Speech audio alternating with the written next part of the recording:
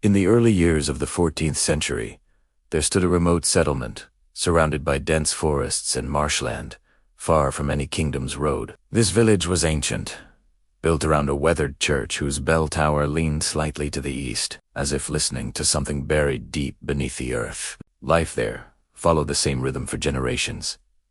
Sunrise, prayers, labor in the fields, evening meals, and then absolute silence after dark.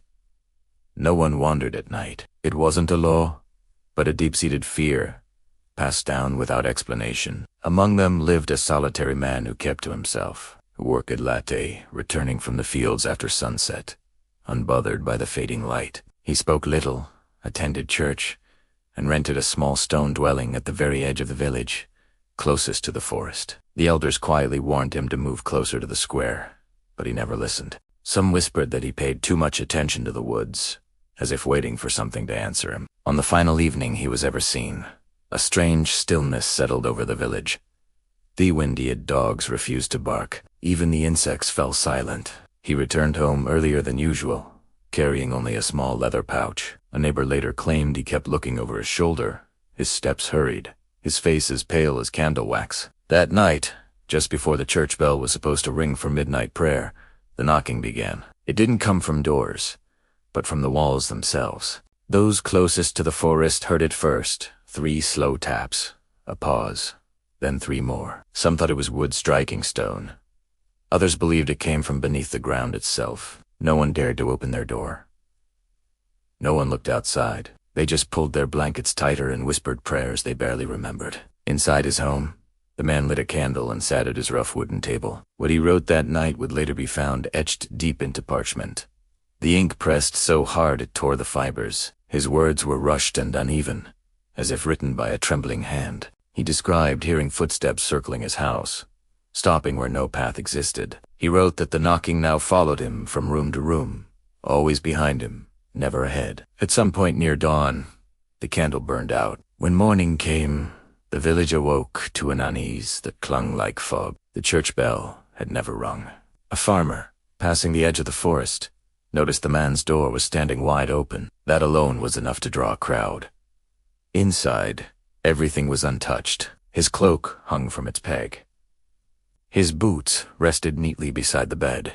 The table was set with bread that hadn't been touched. The parchment lay open, its final line unfinished, ending in a jagged mark where the quill had snapped. There were no signs of a struggle.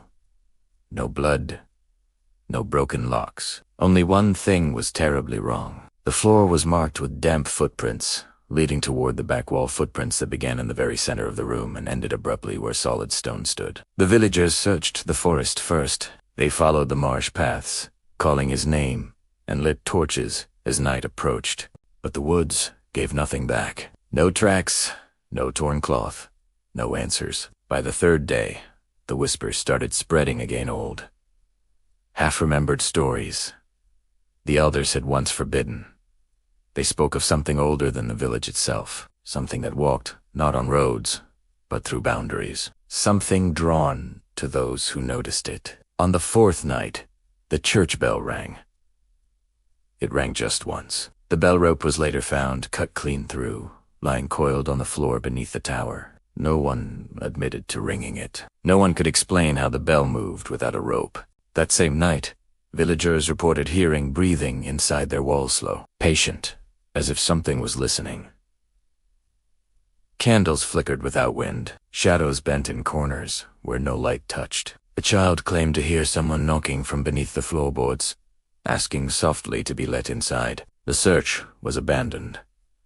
Weeks passed. The man's dwelling was sealed shut with boards and marked with holy symbols. No one ever entered it again.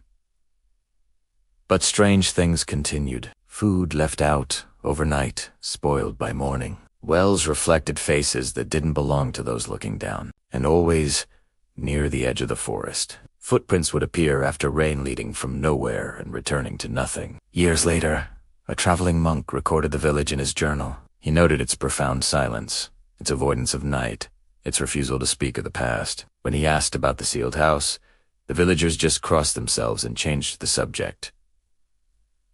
Before leaving, the monk wrote one final entry. He claimed that while sleeping in the church, he heard knocking from beneath the stone floor. Not loud, not violent, but steady, patient, as if something remembered being human once and was waiting for someone else to remember it too. By the end of the century, the village was gone. The forest swallowed the fields. The church collapsed inward, its bell tower sinking into the earth. Travelers began avoiding the region entirely, claiming their horses refused to move and their compasses spun without reason. Yet even now, old maps still mark the place, and on nights when the world is quiet enough, some say that if you listen closely to the ground, you can still hear 3 slow knock-stills searching for the one who noticed them first. Centuries later, a lone chronicler seeking forgotten settlements arrived near the ruins at dusk. Moss-covered stones marked where homes once stood. At the center, the remains of a church sank inward, its bell tower fractured, yet strangely intact. The chronicler felt watched it. From the forest, but from beneath the ground. As night fell, he made camp inside the collapsed church. He lit a lantern and examined carvings along the floor, worn by time but still visible. Symbols repeated again and again, etched deep, as if generations had tried to trap something with lines and prayers. Near midnight, the ground knocked back. 3 slow taps echoed through the stone floor. The chronicler froze, telling himself it was just settling earth. But then the knocking came again closer.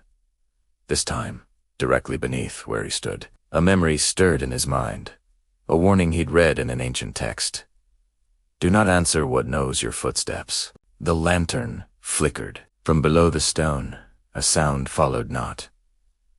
A voice, but the shape of one. Words struggled to form. I was taken, not lost. The chronicler backed away, his heart pounding. He noticed something horrifying, then the floor was damp. Footprints were appearing slowly, pressing upward from beneath the stone, as if someone were walking just below the surface of the world. The knocking became rhythmic, familiar, patient. The chronicler ran. He fled the church, but the sound followed him, not behind him, but inside his head. Images flooded his thoughts. A small stone dwelling, a candle burning low, words scratched into parchment, and walls that breathed. At the forest's edge, he stopped. The trees leaned inward, listening. From the darkness came footsteps that did not bend grass or snap twigs. The chronicler understood then what the villagers had known. The thing that took the man had never left. It learned him. It wore his memory, and it waited for those who noticed it. At dawn, a nearby town reported finding a journal beside the old road. Its final page was written so deeply the parchment tore. The last line ended abruptly. I hear knocking, and it knows my name. No body was ever found. The ruins remain untouched. Locals say the ground there is hollow, like something breathing slowly beneath it. Scholars studying medieval records centuries later noticed a pattern. Every few generations, someone documented the same signs. Knocking beneath stone, footprints without bodies, journals, ending mid different eras, different witnesses, the same silence afterward. One scholar, obsessed with the mystery, pieced together fragments from banned texts. He found references to an ancient belief in threshold things. Entities that lived between places, unable to cross unless invited by attention. They couldn't take a body by force. They could only take those who noticed them. The scholar learned the truth too late. The entity beneath the village was never a spirit. It was a keeper of boundaries, drawn to awareness and sustained by memory. Each person who vanished didn't die. They were unmade slowly, absorbed into the thing beneath the ground, their voice, footsteps, and thoughts becoming part of it. That was why the knocking sounded so patient. It had all the time in the world. The scholar's last passage described the knocking changing. Not 3 taps anymore, but many, all out of rhythm, as if more than one hand was knocking from below. Today, the location no longer appears on modern maps. Satellite images blur without explanation. Those who visit report the same experience. A silence so complete it feels deliberate, followed by a sudden awareness that the ground beneath them is not solid but waiting. Local warnings are simple and never explained. Do not stop there. Do not listen. And if you hear knocking, do not answer, because the thing beneath the earth no longer waits for one soul. It remembers all of them, and it is still listening. Thank you for watching. If you enjoyed this story, be sure to like and subscribe for more tales from the shadows. Stay safe out there.